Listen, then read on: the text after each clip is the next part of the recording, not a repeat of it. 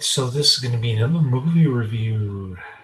This is a television movie called The Children of Times Square, 1986.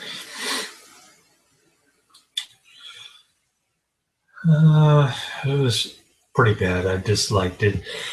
Although the climax was pretty good. It's about a dude named Eric Roberts, 14-year-old kid who doesn't like his stepdad, so he decides to run away, hang out in a big city with lights and flashy cars and whatever.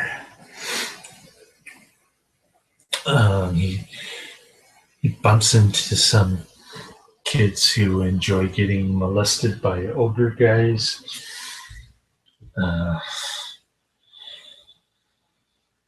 Meanwhile, there's kind of two storylines that are kind of bringing the other two kids together.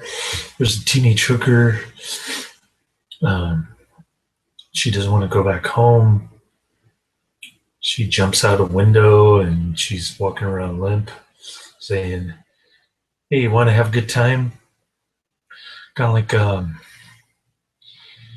of reminding me of Combat Shock in that regards. The streets of New York look grimy. This was before Rudy Giuliani cleaned it up and turned it into Disneyland. So there's that 1986 inner city type. Get to see the New York subway with the graffiti all over it. It's a nice time capsule, but the dialogue is pretty boring. It's like watching a television show in 1986.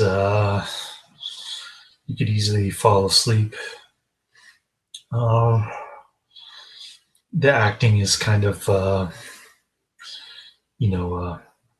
Jean-Claude Van Damme school of acting, that kind of thing. All these people seem like television actors, including but not limited to the coke dealer, who's also in a movie called Ragtime from 1981. I guess that was the only movie he was in. The rest was television. Man, I've been watching a lot of movies with television actors, and not coincidentally, all three of them were on Netflix Instant View. So there you go.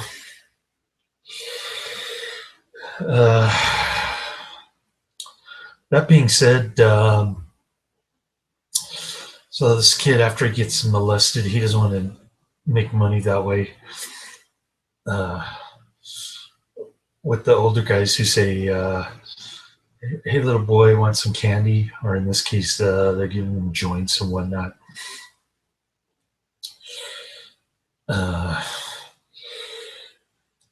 So he decides to deal coke. I guess it's safer for 14, 15-year-olds not to get caught by the police or go to jail than it is for a 16-year-old. At the time, at least that's what they would lead you to believe.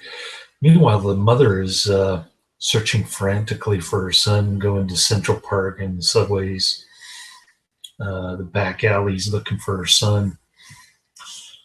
You can pretty much guess the ending. Eric Roberts decides to join this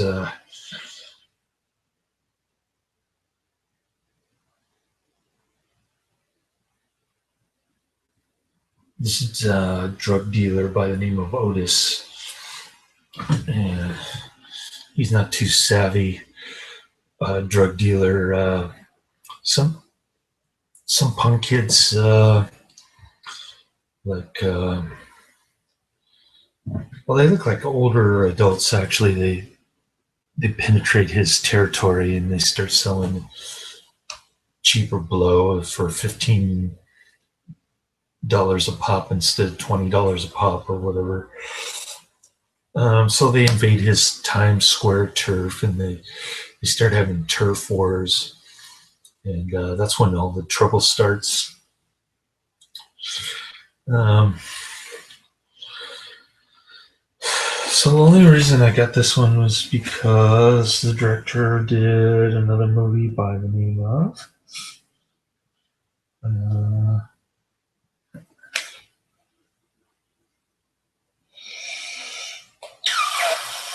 where is it? Children of Time. Oh, here it is. Um,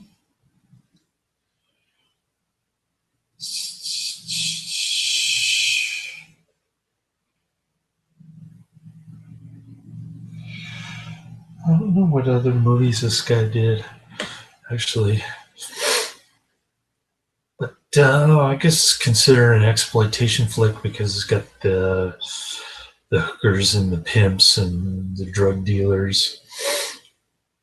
I don't know if it's an accurate portrayal or what, but yeah, they try to make it, kind of like these kids are in a bad situation. So, yeah, survival of the streets, I guess.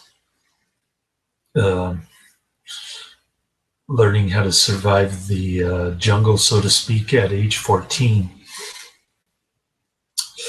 Um, it wasn't clear why Eric was trying to escape his stepdad. It wasn't like he was getting beat or anything.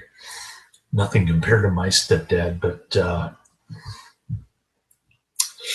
and I didn't run away at age 14, so that part was a little unclear. I didn't think his stepdad was particularly overbearing or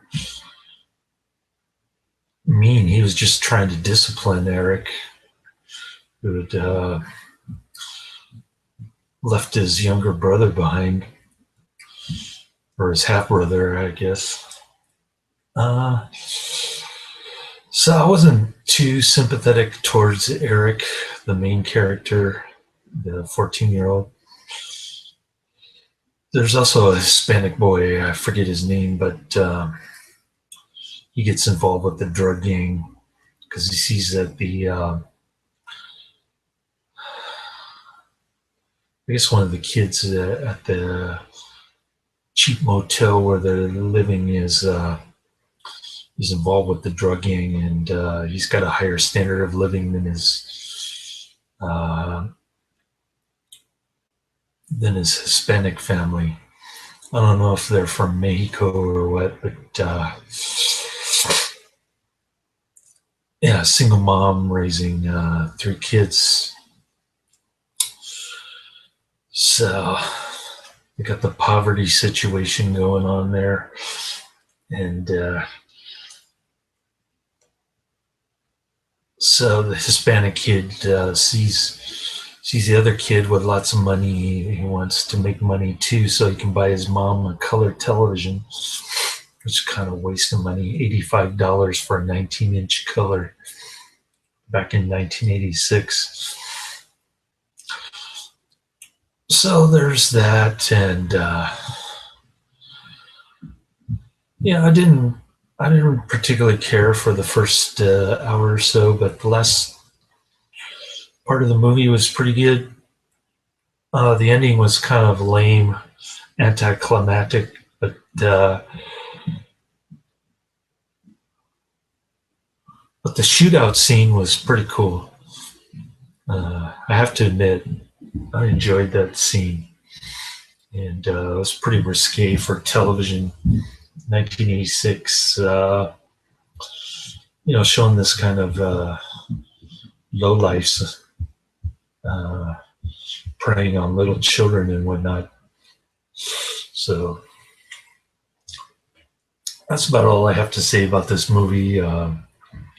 Like I said, it kind of reminded me of Combat Shock with the grimy streets there in New York prior to Rudy Giuliani turning it into Disneyland.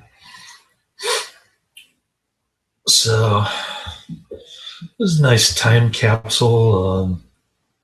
I just thought it was a little boring, slow at the beginning. That's why I gave it 2 out of 5 stars later.